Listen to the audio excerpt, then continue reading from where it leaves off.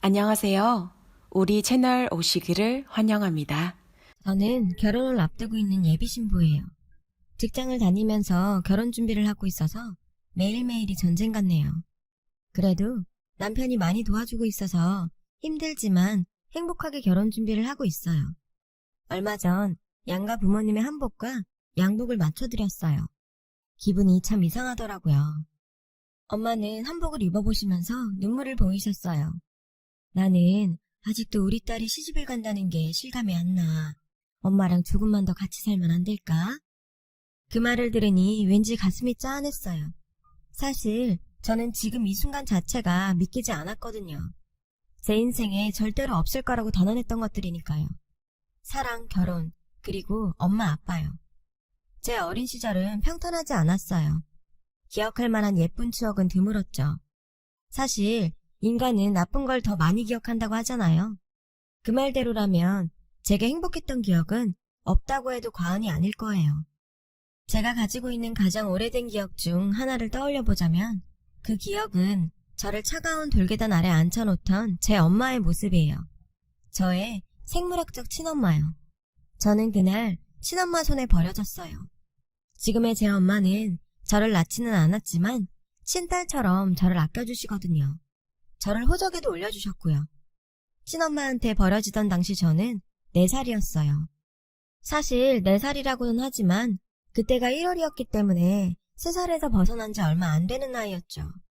제 친엄마는 그런 저를 엄동설한 속에 돌계단 위에 앉혔어요. 엄마가 나중에 돈 많이 벌면 데리러 올게. 그러니까 여기서 기다리고 있어. 알았지? 엄마 얼굴 잊어버리지 말고 기다려야 해. 그 말만 남기고 저를 두고 떠났어요. 순식간에 일어난 일이라 저는 울지도 못하고 그저 앉아있었죠. 한 20분 정도 그렇게 앉아있었을까요? 누군가 문을 열고 나왔어요. 목사님, 여기 왜 나이가 앉아있어요? 친엄마가 저를 버리고 간 곳은 교회에서 운영하는 보육원이었어요. 저를 발견한 선생님은 저를 데리고 안으로 들어갔고 안채에 계시던 목사님이 나와 저를 살피셨어요. 그리고는 제 옷주머니 안에서 편지를 발견했죠. 친엄마가 남긴 편지였어요. 편지에는 돈 벌고 자리 잡으면 데리러 올게요. 이름은 희수예요. 라는 말과 함께 제 생일이 적혀 있었어요. 그렇게 저는 엄마와 헤어져서 보육원에서 살게 되었어요. 보육원에는 많은 아이들이 들어왔고 또 많은 아이들이 입양을 통해 그곳을 떠났어요. 저는 그곳에서 한 아이를 만났어요. 그 아이는 저랑 동갑이었고 제가 들어오기 한 달 전에 들어온 아이였죠. 동갑에다가 몸집도 비슷해서 저와는 옷도 번갈아 입었어요. 노는 스타일이 비슷해서인지 우리는 금방 친해질 수 있었어요. 그리고 저희 둘에게는 친해질 수밖에 없는 이유가 있었는데 바로 둘 다 입양이 되지 않는 아이라는 거였죠. 저희가 입양이 되지 않는 이유는 바로 둘 다 부모가 돌아오겠다는 편지를 남겼기 때문이었어요. 그 친구의 부모님은 도저히 지금은 아이를 키울 수가 없지만 언젠가 반드시 아이를 데리러 올 테니 제발 다른 데 보내지 말고 돌봐달라고 부탁까지 했다고 해요. 그래서 목사님과 선생님들은 저희 둘을 입양 대상에서 배제시킬 수밖에 없었다더군요. 어릴 땐 몰랐는데 자라면서 깨달았어요. 보육원에 들어오는 아이들은 길어도 1, 2년 후에 가족이 찾아와 시설을 떠난다는 걸요. 하지만 친구와 제 부모님은 여전히 연락이 없었어요. 처음에는 데리러 온다는 말을 믿었지만 시간이 갈수록 우리는 이곳에서 살다가 성인이 되어서야 나갈 수 있겠다는 생각을 하게 되었어요. 그래서 우리들은 더욱 서로를 의지하게 되었어요. 보육원 예산으로는 아이들을 유치원에 보낼 수 없어서 저와 친구는 보육원에서 선생님과 목사님한테 한글을 배우고 다른 아이들이 유치원에서 익히는 것들도 배웠어요. 둘뿐인 유치원이었지만 그래도 친구와 함께여서 행복했어요. 선생님들과 목사님, 그리고 사모님도 입양을 가지 못하고 있는 저희 둘을 특히 아껴주고 사랑해주셨고요. 친구와 저는 초등학교 입학도 같이 했고 학교 측의 배려로 같은 반으로 입학할 수 있었어요. 목사님이 교장 선생님께 직접 연락을 해서 저희 둘의 사정을 설명하시고 특별히 부탁을 드린 것이죠. 초등학교에 들어갔다고 해도 8살은 아직 어린 나이잖아요. 그런데도 환경이 바뀌니 아이들의 생각과 사고방식도 빠르게 변하기 시작했어요. 유치원과 학교는 다르다는 걸 깨닫기 시작한 거죠. 저와 친구는 서로를 지켰어요. 힘들거나 주변에서 아픈 말을 듣고 속상한 일을 당했을 때 저희는 서로를 위로하고 옆에서 지켜주었어요. 한 번은 그런 적이 있었어요. 조별 활동을 하던 날이었어요. 친구와 저는 다른 조였는데 친구가 있는 조에서 한 아이가 친구를 가리키며 나 얘랑은 같은 조 안 해. 얘는 부모도 없고 집도 없어서 교회에 사는 애라고. 그 말에 저도 친구도 당황했어요. 친구는 얼굴이 빨개지더니 이내 눈에서 눈물을 뚝뚝 떨어뜨리기 시작했어요. 하지만 당당하게 아니라고 할 수도 없었어요. 그 아이 말대로 우리는 부모도 없고 그래서 교회에 사는 것도 맞았으니까요. 그 순간 저는 벌떡 일어났어요. 저도 지금 생각해도 어디서 그런 용기가 났는지 모르겠지만 말이에요. 아무튼 친구가 울기 시작하는 걸 보고 벌떡 일어나 친구 옆에 걸어가 섰어요. 그래, 나도 수정이랑 교회에 살아. 그게 뭐 어때서? 그리고 부모가 없다고? 우리도 부모 있어. 너는 엄마 한 명이지? 우리는 엄마 많아. 5명도 넘어. 네가 뭔데 잘 알지도 못하면서 욕해? 그리고 교회에서 사는 게 뭐가 어때서? 니네 집보다 우리가 사는 교회가 더 크거든? 잘 알지도 못하면서. 제가 소리치자 그 아이는 당황했어요. 아마 친구가 보육원 아이라는 건 듣고 저도 보육원에서 산다는 건 듣지 못한 것 같았어요. 친구는 울음을 멈추지 않았고 선생님이 진정시키고 나서야 멈췄어요. 그 일이 있고 난 다음부터 저와 친구는 쌍으로 찍혀서 아이들의 눈총을 받아야 했어요. 부모 없이 교회에 사는 애라는 딱지가 붙어서 아무도 저희와 놀아주지 않았어요. 심지어 교회에 다니는 애들마저도요. 저희 보육원은 교회와 걸어서 8분 정도 되는 거리에 있었고 저희도 일요일마다 그 교회 어린이 예배에 참여했어요. 하지만 그 일 이후엔 어른 예배에 갔어요.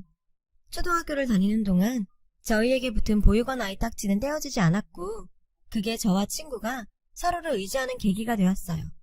사실 아이들이 심하게 괴롭히거나 왕따를 시킨 건 아니에요. 가끔 대놓고 신경을 건드리는 경우는 있었지만 그럴 때면 제가 사납게 달려들었고 금방 꼬리를 내리더라고요. 아이들은 저희가 다른 환경에서 사는 게 보이지 않는 벽을 만드는 것 같았어요. 그래도 저희는 괜찮았어요. 서로 의지하면 됐으니까요. 친구 여러 명 두면 뭐해? 진짜 친구 한 명만 있으면 되지. 하면서 우리는 항상 붙어 다녔어요. 그렇게 초등학교 생활을 마친 우리는 같은 중학교에 진학하게 되었어요.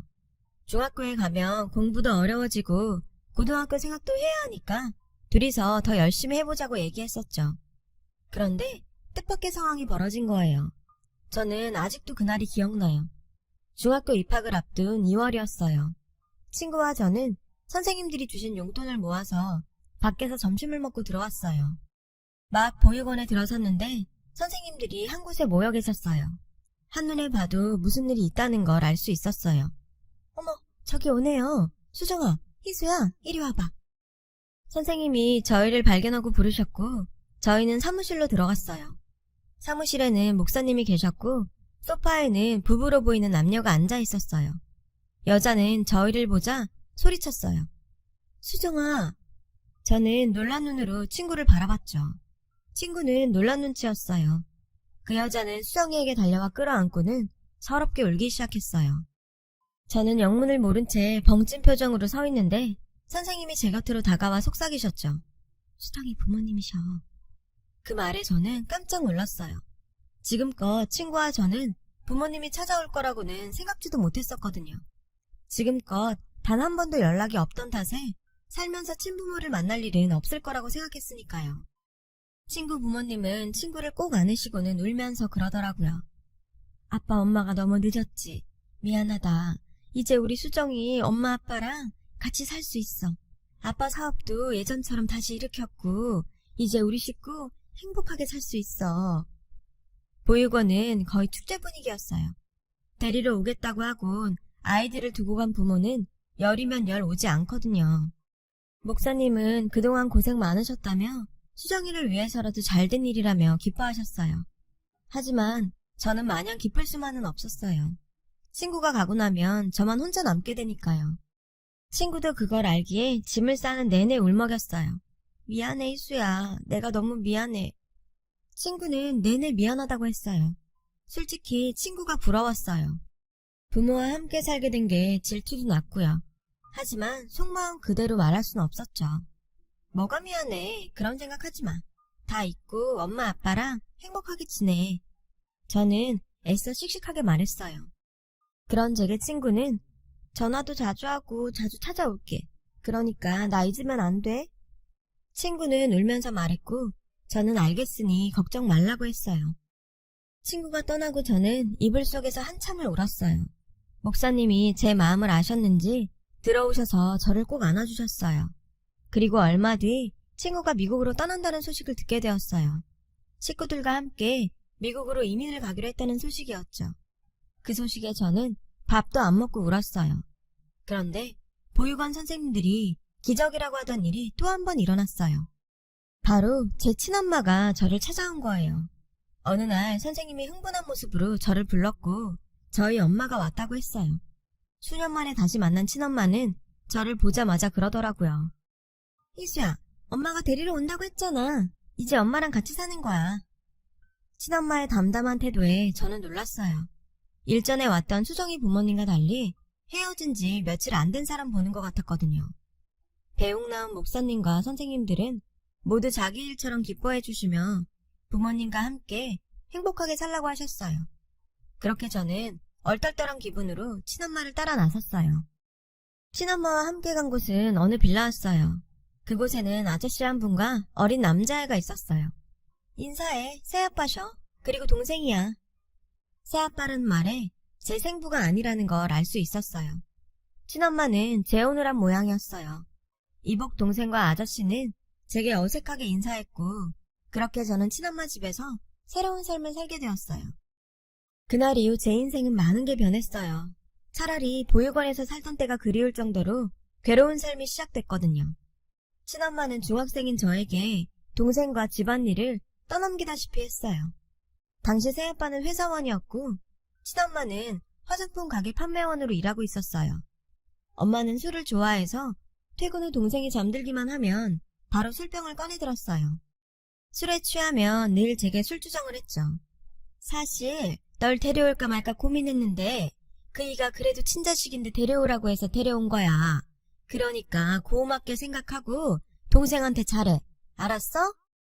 저 사람이 정말 내 엄마가 맞을까 싶을 정도였어요. 친엄마의 술주정을 들을 때마다 서러운 마음뿐이었죠. 제가 볼 때는 새아빠와의 관계도 그리 좋지 못한 것 같았어요. 다투는 모습을 보는 일이 잦았거든요. 그래도 새아빠는 삐뚤어진 사람은 아니라서 저와 동생에게 신경을 써주었어요. 동생 때문에 친엄마와 헤어지지 못하는 것 같았어요. 저는 먹고 잘 수 있는 집이 있다는 사실에 만족하자 생각하며 견뎠어요. 어린 동생도 잘 돌보았고 나름대로 공부도 열심히 하면서요. 그러면서도 친구와 함께 지냈던 시절이 그리웠어요. 저는 친구 생각에 다른 친구들과 잘 어울리지 못했어요. 학교 친구들과 어울릴 때마다 친구의 빈자리가 너무 크게 느껴졌거든요. 연락도 안 되니 그리움은 더 컸죠. 그렇게 시간이 흘러 저는 고등학생이 되었어요. 제가 고등학생이 되고 대학 입시를 준비해야 할 나이가 되었을 때 집안의 상황은 훨씬 더 나빠졌어요. 친엄마와 새아빠의 관계가 회복 불가능한 상태가 되어버렸거든요. 정말 눈만 뜨면 싸웠고 시도 때도 없이 툭하면 이혼 얘기가 나왔어요. 이혼은 시간 문제인 것 같더라고요. 저는 차라리 빨리 이혼을 하길 바랬어요. 제가 수능시험을 치르고 일주일쯤 지난 어느 날 새아빠가 저를 불렀어요. 그리고는 친엄마와의 이혼을 알렸어요. 너에게는 정말 미안하지만 내가 너까지 데리고 살 상황이 안 돼. 새아빠는 자신의 양육권을 가진 동생만 데리고 살게 되었다고 말해주었어요. 이해했어요. 저는 친딸도 아니고 솔직히 새아빠도 넉넉지 않은 형편이라 저를 책임질 여력이 안 됐거든요.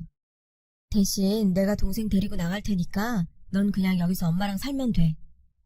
저는 새아빠한테 그동안 감사했다고 말했어요. 며칠 뒤 새아빠와 동생이 이사갈 날이 결정되었어요. 이혼도 거의 마무리되어 갈 즈음이었죠. 그런데 이혼이 성립되기 직전 친엄마가 도망쳤어요. 쪽지 한 장만 딸랑 남긴 채 새벽에 짐을 싸들고서 말이죠. 쪽지에 자신은 저를 키울 능력도 안 되고 저도 다 컸으니 혼자 살라고 적혀있더군요. 새아빠는 난감해했지만 어쨌든 이혼 절차를 마무리 지었어요. 그리고 예정대로 이사를 나갔고 저는 그 빌라에 혼자 남게 되었어요. 일찌감치 대학 진학을 포기했던 저는 아르바이트를 하던 중이었어요. 일을 마치고 텅 빈 집에 오면 무섭고 외로웠어요. 차라리 엄마의 독설이라도 있었으면 할 정도였어요. 그날도 아르바이트를 마치고 늦게 들어와 잠을 자던 중이었어요. 그런데 이른 새벽 누군가 저희 집 문을 쾅쾅 두드리는 거예요. 그 소리에 순간 덜컥 겁이 났어요. 너무 무서웠어요. 혹시 취객이 집을 잘못 찾아온 게 아닐까 하는 생각도 들었어요. 그냥 없는 척하려고 쥐죽은 듯 있는데 익숙한 목소리가 들리더라고요. 희수야, 희수 없니? 희수야! 보육원 선생님 목소리였어요. 겁에 질려있던 저는 번개같이 달려나가 문을 열었어요. 선생님 얼굴을 보자마자 눈물이 팍 터지더라고요. 그리곤 주저앉았죠. 긴장이 풀려서 다리에 힘이 풀렸거든요. 선생님은 저를 달래며 그러시더군요. 지금 빨리 보육원으로 가야 돼. 그 길로 저는 선생님을 따라 나섰어요. 그렇게 7년 만에 보육원을 다시 찾았죠.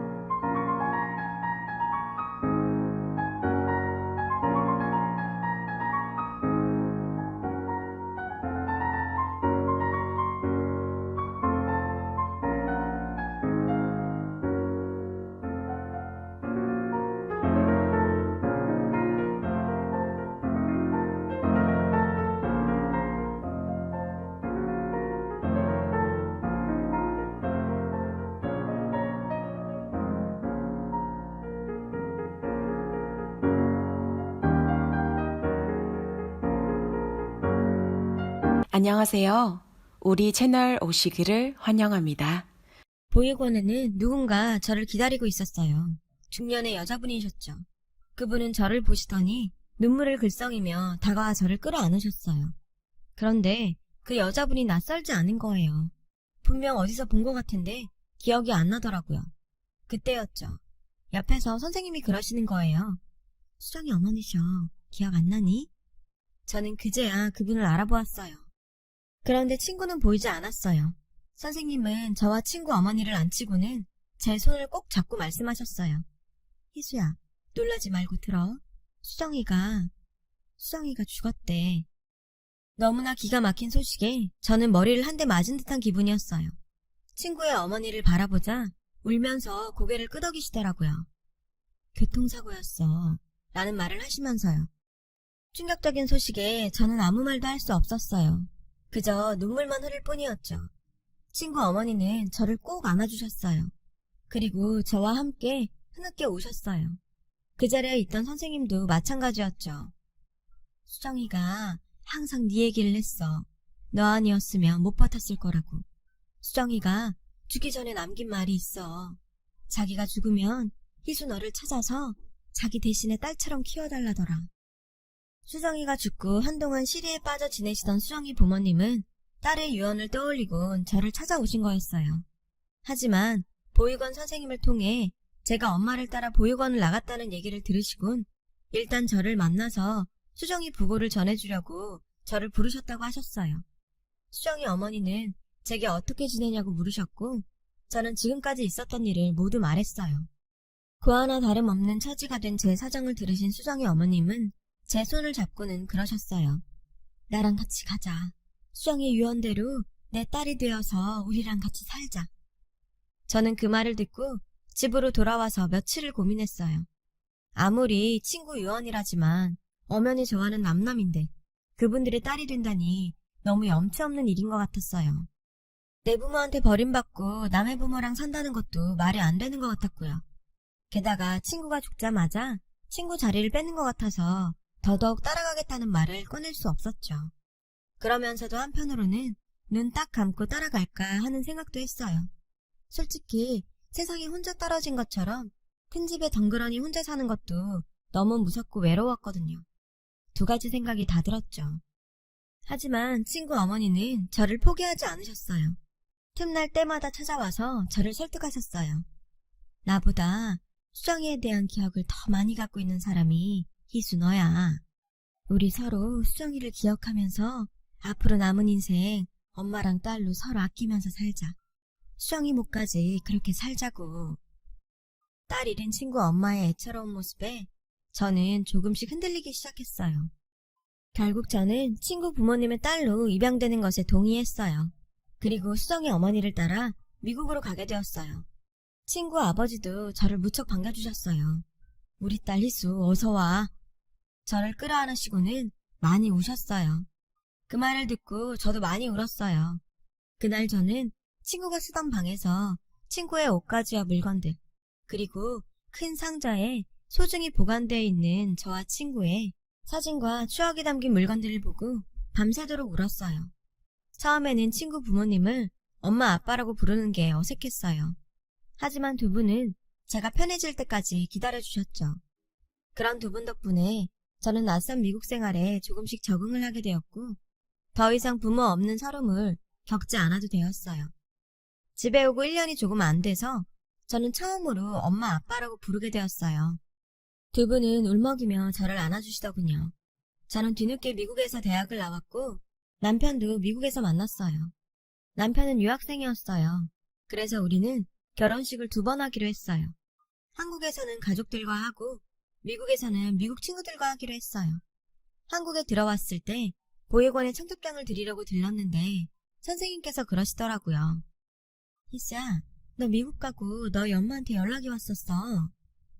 친엄마는 저를 다시 찾고 싶다고 했다더군요. 저는 친엄마한테 돌아갈 마음도 만날 마음도 없었어요. 소중했던 친구가 떠나며 남긴 선물 같은 가족들 덕분에 저는 지금 행복한 나날을 보내고 있어요. 그래서 친구한테 고맙고 미안해요. 이 모든 게 친구가 누려야 했던 거니까요. 제가 가장 외로웠던 시절 제 유일한 친구이자 가족이었던 친구를 저는 절대로 잊을 수 없을 거예요. 그래서 부모님께 더 잘해야겠다는 생각을 해요. 친구 대신 친구가 못다한 효도까지 다 하려고요. 그래야 제 마음이 조금은 가벼워질 것 같거든요. 부모님의 큰 사랑을 다시 한번 느낍니다. 지금까지 제 사연을 들어주셔서 감사드려요. 여러분, 사연 댓글에 응원과 현명한 조언 부탁드려요. 좋아요와 구독은 저에게 큰 힘이 됩니다. 오늘도 좋은 일 가득하세요.